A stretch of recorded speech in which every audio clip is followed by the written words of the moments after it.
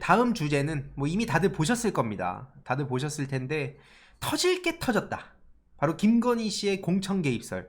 이게 단순히 그냥 공천에 개입했다. 아니 뭐 이렇게 연락한 게 뭐가 문제냐. 뭐 이런 식으로 국힘 측에서는 실드를 치고 있던데 국힘 내부에서도 알고 있지 않습니까? 이미 뉴스토마토 단독 보도가 나오고 관련한 그 내용들이 여기저기 거의 모든 유튜버들한테 다 전달이 되고 그 내용들이 이미 몇 바퀴를 돌았기 때문에 뭐 그 김건희 씨의 국정농단 논란에 대해서는 여기서 지금 뭐 더 자세히 설명할 필요는 없을 것 같고요. 여기서 누가 좀 이렇게 나서고 있냐, 누가 지금 김건희 씨의 또 눈에 들려고 열심히 발악을 하고 있나 보니까 여기서 또 빠질 수 없는 사람이 있죠. 장예찬 씨가 내가 산증인이다. 김건희 여사께서 어떻게 총선에 개입을 하냐? 개입을 했다면 내가 잘렸겠냐?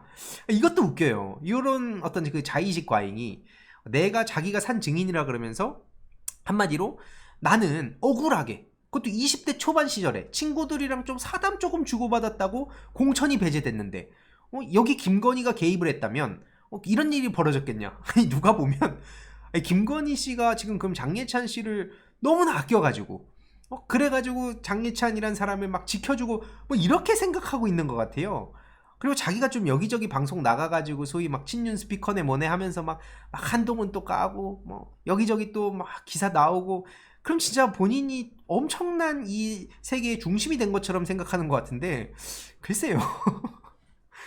글쎄요. 뭐 일시적으로는 그냥 그 순간에 단기적으로는 뭔가 마음에 드는 얘기를 하면 뭐 인정을 받을 수도 있겠죠. 근데 일단 첫 번째로 중요한 건 단순한 사담이었습니까? 아니 누가 지금 뭐 장예찬 씨가 자기 친구들하고 욕 좀 했다고 무슨 뭐 CX 좀 하고 뭐 이런 얘기를 좀 했다고 지금 그거 갖다가 공천이 배제됐습니까? 애초에 리스크가 한둘이 아니었잖아요. 제가 굳이 여기서 원래 다 준비를 했다가 뺐습니다. 제가 이걸 자체를 다루는 것 자체가 너무 시간 아까울 것 같아갖고 어떤 짓을 저질렀는지는 다들 아시잖아요. 연예인 그 관련한 야설 논란부터 막 폭주 띄고 SNS에 허세 부리고 오만 가지 짓들을 저질러가지고 엄청난 리스크를 키워놓고서는 정신 못 차리고 지금 저런 얘기를 하고 있는 거고요.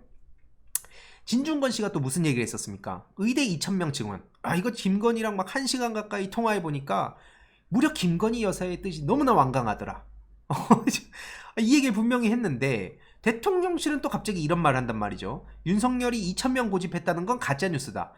그러면은 이거는 뭐 진중권 씨가 만약에 거짓말을 했다. 그럼 원래 대통령실이면 바로 일단 그 고소 고발에 나서지 않습니까? 뭐 김건희 씨가 했던 거기 때문에 대통령실이면 고발이겠죠. 그럼 고발을 나설 텐데 도대체 누구 말이 그럼 진짜냐? 요런 거는 왜 대응 나서지 않고 본인들 필요한 거, 본인들이 생각했을 때 뭔가 막 이슈를 어쩔 때는 대통령실은 그냥 가만히 지켜봐야 된다 그러고 어쩔 때는 즉각 대응해가지고 심지어 이재명 대표님 그래서 공격할 때 보면은 그렇게 빠를 수가 없어요. 막 어디서 튀어나와가지고 바로 속보 대통령실 막 따옴표 나오고 난리를 치잖아요. 아무튼 저 대통령실도 그래서 지금 되게 웃긴 상황인데 여기서 나경원 씨 같은 경우에도 민주당 입장에서는 당연히 이걸 특검을 하자고 할 수밖에 없지 않습니까? 특히나 지금 이 공천 개입 문제 이게 하나였으면 그럼 이제 나경원 씨 얘기처럼 야 뭐 맨날 탄핵 얘기를 하냐 뭐 이런 식으로 얘기를 한다면 누군가가 듣는 신용이라도 해줄 수 있을 텐데 이 문제 단순히 하나가 아니잖아요. 그리고 대선 과정에서부터 저 김건희 씨라는 사람이 얼마나 많은 만행들을 저질렀습니까? 애초에 뭐 명품백 최근 그 논란뿐만 아니라 허위 경력, 허위 학력 심지어 그래서 쑥대에서는 총장이 그걸 대놓고 김건희 씨 논문을 못 본 척 해가지고 이번에 새로 취임한 총장 같은 경우엔 대표적인 공약 중에 하나가 뭐였습니까? 김건희 논문의 실체를 제대로 까발리겠다.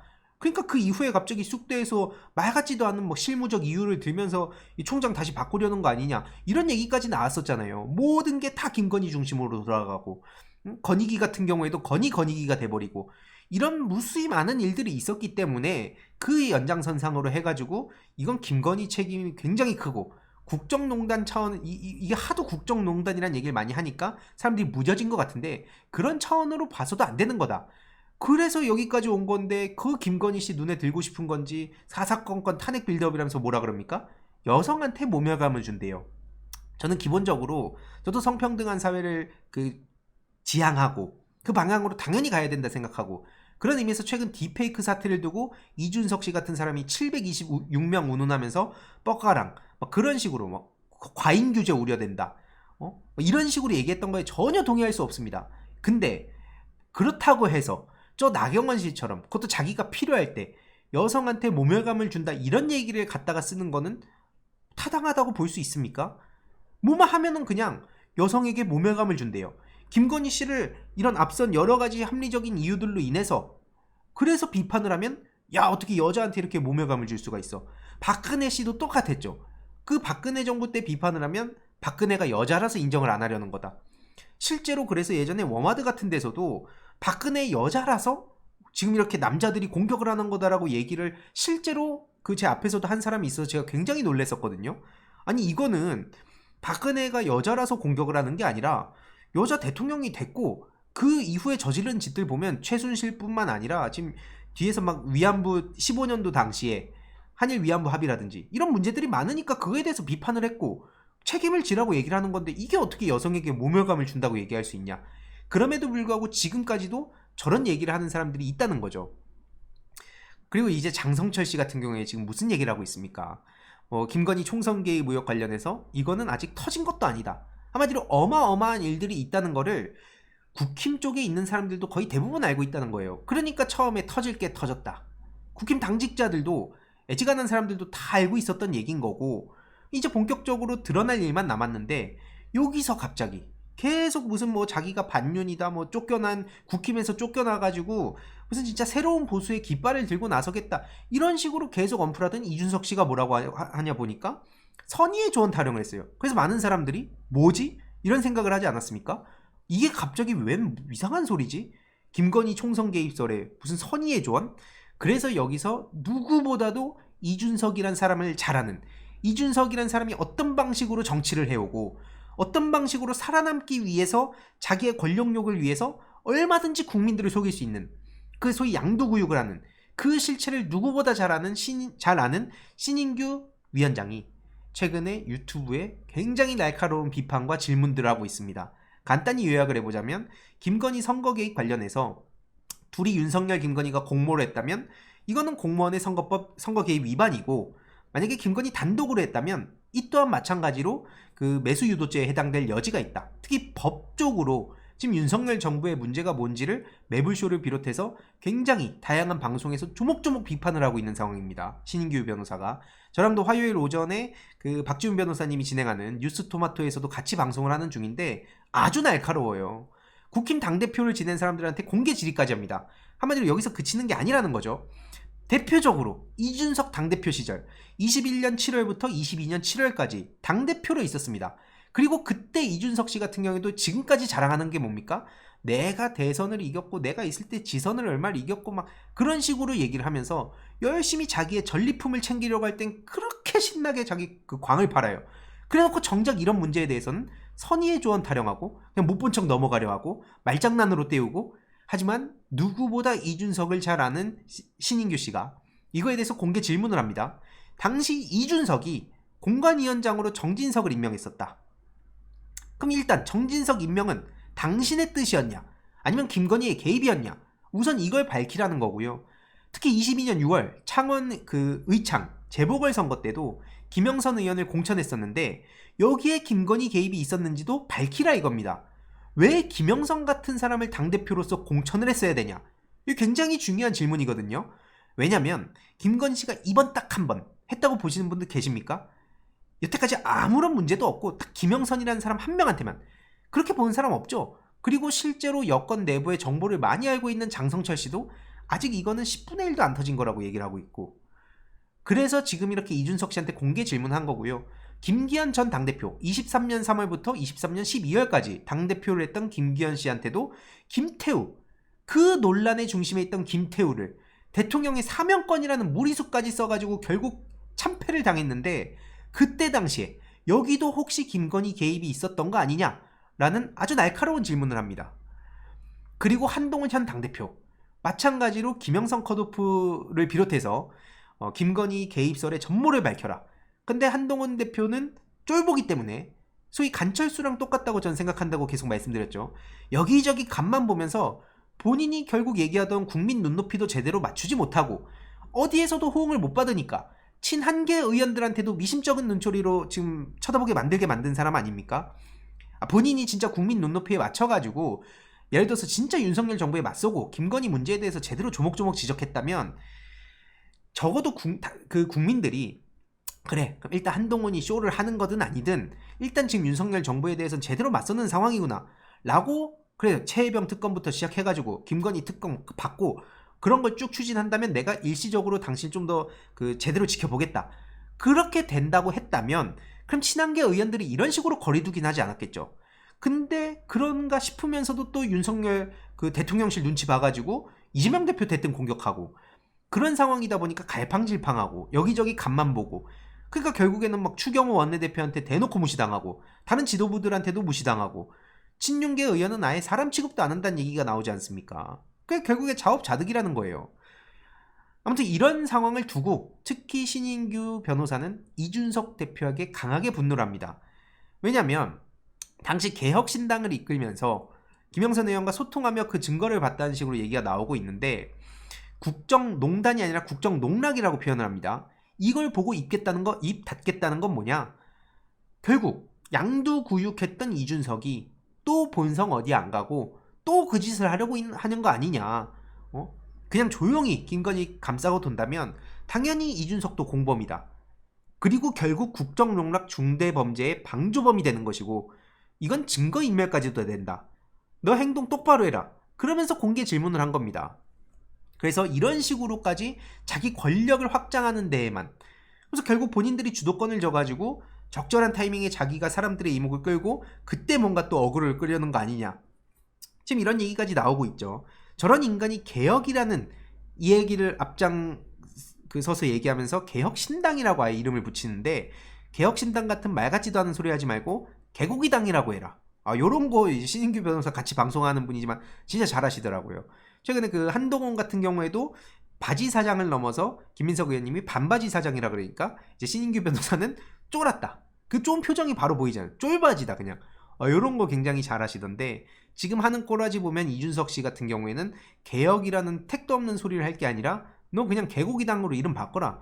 이렇게 비판을 하는 것이고 제가 예전에 이명박 정부의 심리전 여기에 낚여가지고 제가 엄청나게 그 이명박 세계관에 빠졌었던 사람 입장에서 이명박 씨의 그 문제가 얼마나 심각한지를 느꼈듯이 사실 저는 그때 뭐 그 내부에 가가지고 또 자세한 뭐 주변 인적 네트워크라든지 더 깊은 정보 같은 걸 받지 못하고 전 그냥 인터넷에 낚여가지고 그래서 전 심리전으로 주로 이제 대응을 하고 여론전에 관심을 갖게 된 거라면 신인규 변호사 같은 경우에는 이준석이 키웠다는 것 자체도 말이 안 되는 겁니다. 참고로 이준석은 그때 당시에 그냥 토론회를 열었고 그 과정에서 신인규라는 사람이 실력으로 거기서 주목을 받은 것인데 이걸 두고 이준석이 신인규 씨를 키웠다고 얘기하는 것도 말이 안 되는 거고 어쨌든 그 과정을 통해서 이 이준석 씨와 그 주변에 있는 사람들이 어떤 식으로 정치를 하는지를 누구보다 잘 알고 있기 때문에 지금 이런 비판을 누구보다 강력하게 누구보다 날카롭게 할 수 있다고 저는 생각을 하는 겁니다.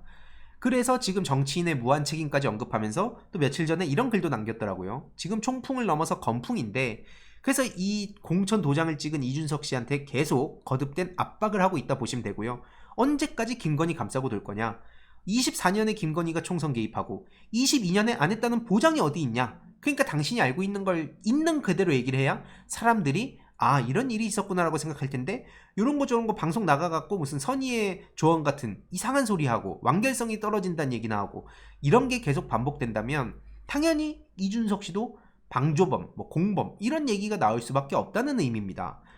그래서 지금 뭐 저런 소위 말장난에 우리가 그런 그 낚일 분들도 안 계시겠지만 그런 거에 홀라당 넘어가면 안 된다는 거고요. 결국에는 그냥 김건희 씨랑 다시 원팀하겠다고 차라리 선언을 해라. 그리고 본인이 당대표까지 지냈다면 책임을 져라. 무한 책임을 져라. 이렇게 아주 날카로운 비판을 하고 있는 상황입니다. 그리고 우리가 여기서 이거는 뭐 증거라고 하기는 뭐하지만 합리적인 의심을 하는 게 뭐냐. 아주 공교로운 타이밍에 2년 9개월 13일 만에 성접대 의혹의 족쇄가 풀렸습니다. 그래서 결국에는 이 무고 관련해서 무혐의 결론, 성상납 논란이 있었죠 그때. 그러면서 이런 식으로 또 검찰이 최근에 나오니까 이게 또 혹시 연관된 거 아니냐. 많은 사람들은 이제 아직 그 의심 단계지만 최근에 또 그 공영훈 후보를 향해서 총선 때 허위사실 유포를 해놓고 이게 마치 또 자신의 실력인 것처럼 또 여기저기 광팔고 다니는 요거 관련해서도 허위사실로 고발이 됐었는데 무혐의 처분이 났었죠. 이 문제도 마찬가지로 저는 그냥 넘어가서 안 된다고 계속 말씀을 드린 바가 있습니다. 왜냐면 이게 이준석 씨의 실력이다. 뭐가 됐든 간에 수단과 방법을 가리지 않고 승리하면 그것이 곧 실력이다라고 만약에 할 거면 알겠다. 그럼 나도 똑같은 잣대로 그래서 이준석한테 마삼중이다, 마삼집이다, 뭐 마삼중이다. 뭐 이 마삼중은 특히 그 젊은 분들이 센스 있게 또 맛만 본 마삼중 해갖고 막 센스 있는 드립을 만들었던 건데 저도 그런 식으로 이준석 씨처럼 얍삽한 비판을 하는 거예요.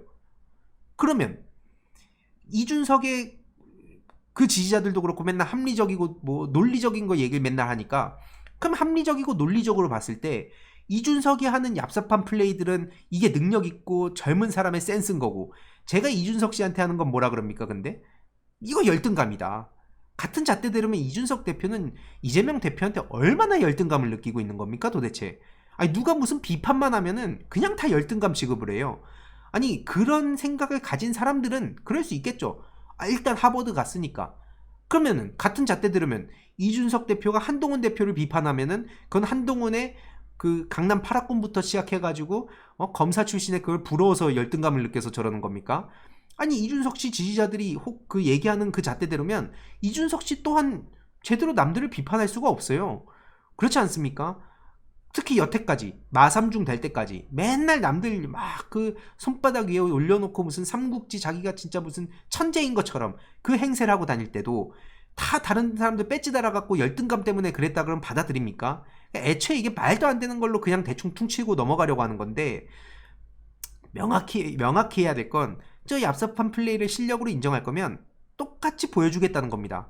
그 얍삽한 플레이가 본인들이 당하면 그렇게 기분 나쁘고 그러니까 이준석 씨 같은 경우에도 페북 차단하고 아직까지도 못 본 척하는 거 아닙니까? 소위 병먹금 전략이라고 하는 건데 나는 너가 급이 안 맞아서 신경 안 쓰는 거야. 뭐 이런 식으로 얘기하는 거죠. 그래놓고 다른 사람들이 본인 똑같은 잣대로 급 따지면서 신경 안 쓰면 뭐라 그럽니까? 야 이거 준석이 형이 엄청난 논리력에 도망치는 거 봐라 저거. 얼마나 추하냐. 막 가가지고 댓글 달고 그러는 거예요. 그냥 양으로. 이게 얼마나 웃긴 겁니까?